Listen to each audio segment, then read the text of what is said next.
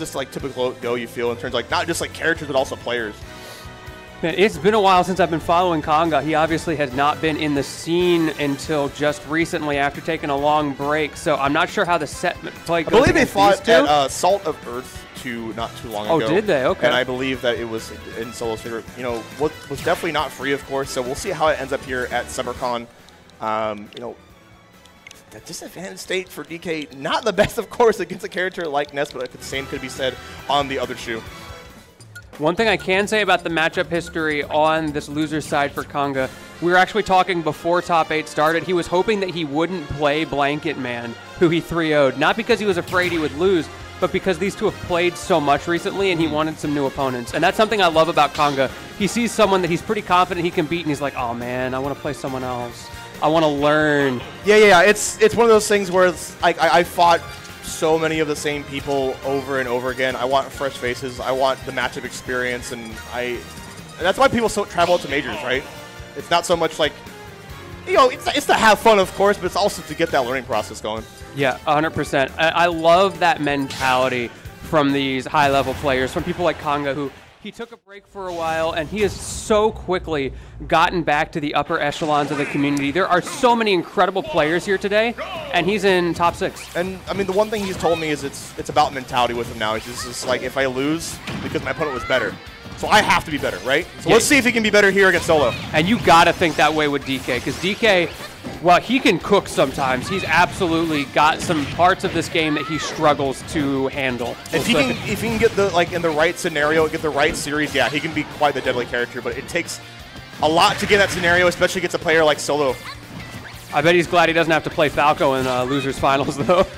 JDV not looking so bad, because that Falco matchup is rough. Wow, and living there on the platform, Ding Dong here, I would have thought that was going to be it, but good stuff to Solo for staying alive here. Back here, going to find the mark as well. Yeah, speaking of staying alive, that big body DK, the second one closing it out, but so high percent required to kill him with that back air.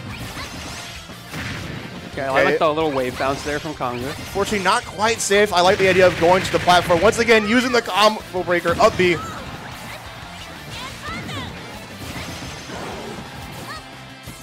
Konga struggling to land here, finally getting back down, but now he's just stuck in the corner. Good answer, though. Okay, ledge trap scenario. Oh, unfortunately messing up the recovery. The Ness It happens to the best of us, unfortunately. See, Ness players are so privileged with the snap distance that they're like, yeah, I'll make it. And they're like 20 feet away, and then they die. They're like, what happened? Yeah, unfortunately, you can't be too lazy, especially in this top 8, but there we go. That's kind of the bane for DK, right? His big head just kind of like creeps over the edge, and it's such an easy target for Ness's down smash. Good air dodge from Solo, and look how much he's able to get off of that. For a second, it looked like Konga might have the momentum back, but right now, Solo's just all over him. Yeah, this is looking quite difficult. Going to keep their Sharking going with the up B to boot. Konga trying to get something started here. He just needs one good opening, and he can even this game up. He's got all that rage on him. DK is certainly a character who was benefited by rage like a lot of the big bodies in this game. Let's see what he can do with it. Yeah, let's see if he can take advantage of it. He's standing right outside of the range. Oh my God, hold it like you mean it. Oh, that's scary. A little bit too overzealous, I feel. Let's see if he can get back scot-free. Down smash. Oh, it does still find the mark. It is incredibly active. That was looking difficult. Yes, it was. Konga absolutely a player of the caliber to be able to find the answers and bring this back, but Game 1 was just the Solo show. Really playing a solo game right there. Yeah, I was liking what Caleb was doing, Konga was doing in neutral. Played out right outside of the range of the burst option, which was like Ness's fair. Was looking for a whisk punch opportunity, but because Ness is so floaty, right, he can kind of drift back and forth. Absolutely. So it's kind of hard to get a handle of that, but I'm loving how grounded he's willing to play sometimes neutral. Let's see if he can kind of keep that up, though. Yeah, let's see what happens in this game number 2. Get the run back on PS2, Yeah, Konga right? going for the run back, the classic. That's how you know he's a good player. He goes for the run back. He's like, yeah, it wasn't the stage. He was just like, I need to clean up a little bit more, right? Yeah, all of us scrub players are like, nah, it was the stage. I need to go somewhere else. I need to play Incineroar. Like, like I need counter picks, right? But Is that you, JoJo? Yeah, no, there's no counter picks about it. Konga looking very good off the start here. Gonna kill early with the platform. Ding Dong, you get you some, Konga. Let's go. Good opener from Konga. We were talking about him saying that it's me, not the characters, not the game. And look at how far that mentality takes him as soon as he gets his opening. Good upbeat past the ledge there. Solo not ready for it. And now 50% already on this second stock. Talk about a change from game one. I think you made it. Oh, what was that hit extension? Oh my goodness. And now are you dead? Yes, you are. No, this is a completely different beast. A completely different player. Konga has awoken. That was the longest hit extension I have ever seen in Smash Ultimate. Oh, and the adaptation too. He's able to drift the up B to avoid the down smash scenario. Konga is adapting incredibly right now. Absolutely, and at 163 now, taking advantage of the weight of his character, finally Solo able to clean it up, doing a really good job of not letting those situations get out of hand. But this whole game might be a little bit out of hand as Konga continues to put on the pressure. All right, trying to keep it safe down air.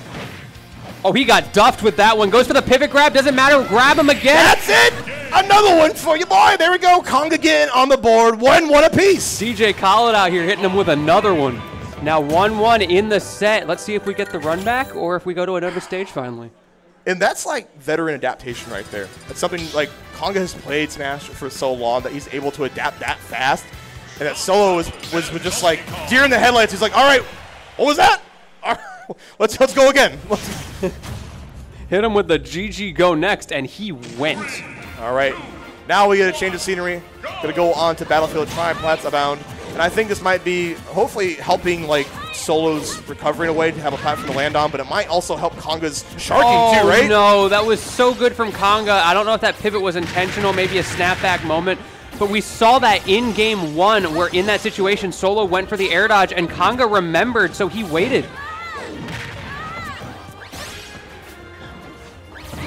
Okay, I like the side B extension that kind of throws off the rhythm of Solo, I feel. Back. Oh my god, the ladder opportunity! Konga, and this is like those series we were talking about. If DK is able to get the things that he wants very early on, it sets a tone of the whole match, and I feel like Konga just runs away with it. Yeah, the offensive pressure from Konga has been so impressive in these last couple games, and he is still going. He is reading Solo's soul with these air dodges. Okay, overcooking it a little bit too much there, but he can get away with it because he's got this ledge positioning that's nice and safe, but Solo finally busts out, or does he? The momentum is absolutely insane on Konga's side. Let's see how Solo is able to get out of this ledge trap scenario. Okay, reversal of fortune. Let's see if he can make it count. Early up B, I like it. He's been doing a lot of those, and Solo has not found a good answer to it. Double jump back air. You know that's going to hit every day of the week, and we might be on stock for another 3 stock here. Yeah, this is looking very difficult for Solo at this point. I mean, what do you think the adaptation needs to be? Is just like just to chill out? This is like ice it somehow. Like, don't get hit. I don't know what to tell you here. My man's getting bodied right now. Tell it like it is. I mean, yeah, I think Solo just needs to find a way to change the pace somehow. Okay, and maybe that's wow. No, he's still alive. He's great DI. I think the stage definitely helped him as well. And he's coming back. That's safe. That's it. Don't be. Oh my goodness. Konga. Man, Chuck Solo out of here. That is a 3 stock.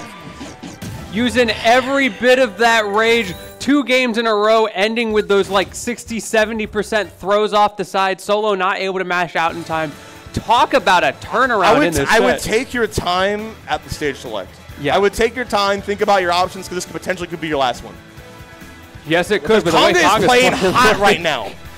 I feel like so much of it from Konga, though, hasn't even been the stages. It's just been he's figured out Solo's habits, and Solo hasn't found a way to react to that adaptation from Konga. It only took one game. It only took one game, and you turned the whole damn thing around. That's the top player difference. He's got the Mr. Saturn shirt on now. High diff. This is the diff for sure. The Mr. Saturn shirt power-up, my favorite skin. Sometimes and he goes that's all you need. We'll see how it works, though. Goes back to Battlefield. Okay. Okay, Konga waiting. Look how safe Konga plays with those approach options. Yeah, especially like if Solo's going to be full screen, I'm just waiting for an option as well. It's like, okay, cool, I can do the same thing. Oh, the music coming in. All my Sonic Adventure fans rejoice right now. I know we got some SHU fans out here. I know we do. Let's go. We're living and learning right now, but at the moment it seems like Konga's the only one actually doing any learning with the way he's continuing to read Solo's options. Okay, offstage scenario, 68%. Oh, no, I think he might be able to bonk. Yep, Yeah. the ball, But he's too close. Yeah, too close underneath the stage. There's just you nothing definitely you can call it do. Licini, but you hate to see an early SD like that. You do. That was just such a difficult situation because even though he has the bonk and he can reset it, he has such a short frame window during which he can input up B again, and he was just too close to the stage afterwards. The footstool out of shield, okay. Yeah, and I think that's one thing that probably Konga is like had to use, especially being a big body with a lack of out of shield options. Yeah, my man Konga living in the 2024 meta with these out of shield footstools right now. That's something we've talked about a lot in the community as theoretically a great option, but not a lot of people use it. Right. They go on the center stage. There's that mix-up. Copacetic. He was going for that game 1, but it wasn't working, so he rotated it out, and now he's rotated it back in. There's the adaptation from Solo, finally answering that high up B. Yeah, has to find quite the timing on that too. So Solo, can definitely come back for this. He has to play very carefully. Okay, the early combos from Solo. This is why he wants this stage, but Konga finally able to up B out of it. Still 44%, nothing to sneeze at. Yeah, definitely wise to the reset scenario. There we go. Another back air finds its mark. Konga taking the lead, already 46%. Let's see if Solo can make the comeback. I feel like this is a lot more doable than those past couple games. Absolutely. However, that punch online for Konga, it is full charge, goes for the footstool there, got the pressure in the corner, so scary against Donkey Kong. Solo swinging out, can he get this stock off before it's too late? All right, a good job in Solo. Early up B once again from Konga, wise to the down smash shenanigans coming out from Solo. I would not miss any techs here because, like we said, we have that punch online, and that's able to cover all of them. The trip, great reaction from Konga there. Oh, he wanted the air dodge. Yeah, he wanted the air dodge so bad. Looking for the escape option. And that's more adaptation from Solo because before Solo was giving him all of those air dodges.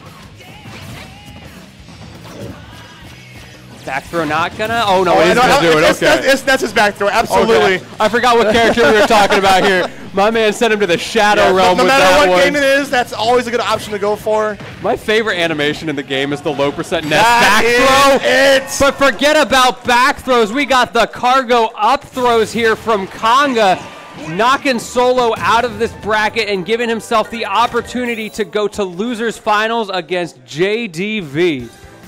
Konga looking so strong right now, and now you see why he picked Battlethrow, right? He was to get those extensions to make sure he can get his win con.